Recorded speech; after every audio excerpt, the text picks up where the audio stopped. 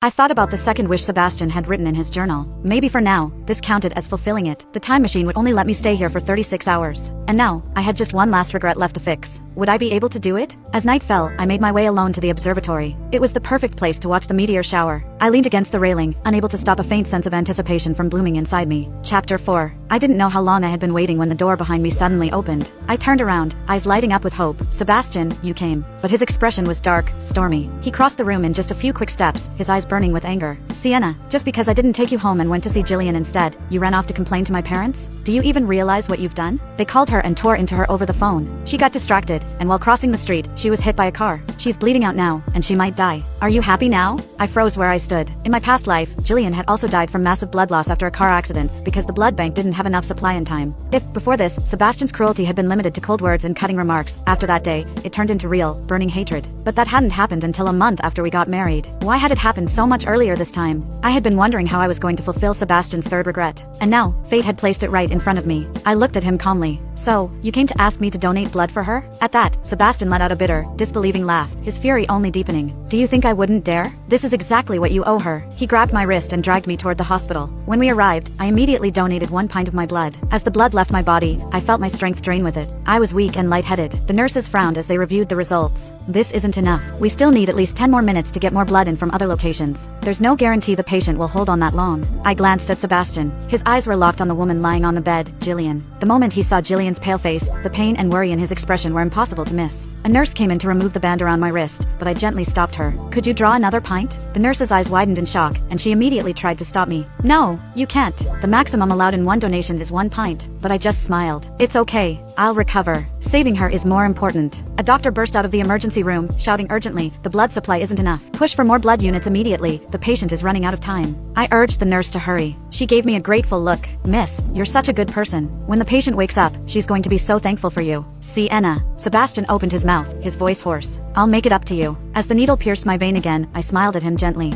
It's all right. I'm doing this willingly. He had once risked his life to save me. Protecting the person he loved was the least I could do. But I had underestimated the consequences of donating too much blood. The next thing I knew, I collapsed. When I opened my eyes again, I found myself lying on a hospital bed. The puncture site on my arm had been carefully bandaged with cotton. Sebastian was nowhere to be seen. Everyone around me was busy rushing back and forth, and no one noticed that I had woken up. I tilted my head and caught a glimpse of the clock on the wall. Only 1 hour left before I would be pulled back into the past life. On the small TV hanging in the corner, they were replaying footage of last night's once-in-a-century meteor shower. The meteors were breathtaking, but once again, I had missed it. Of course, wishes that belonged to me were never meant to come true. I stared blankly at the screen, lost in thought, until the sound of footsteps approached. Then came Sebastian's tired but relieved voice. You're awake. Jillian's awake too, and it's thanks to you. You donated just in time. I turned my head to look at him. That's good, I said. He froze when he saw how pale I looked, then awkwardly cleared his throat. You worked really hard. Last night, I said some things I shouldn't have. But still, you shouldn't have gone tattling to my parents. She had nothing to do with what's between us. Hearing his words, a dull ache spread through my heart. Chapter 5. Sebastian always misunderstood me. If this had been 13 years ago, I would have fought back with tears in my eyes, trying to defend myself. But now, with our goodbye so close, and knowing we would never cross paths again, whether he misunderstood me or not no longer mattered. Just then, Sebastian spoke up. I promised to watch the meteor shower with you, but I didn't keep my word. I remember you once said you wanted to go to Morvaya.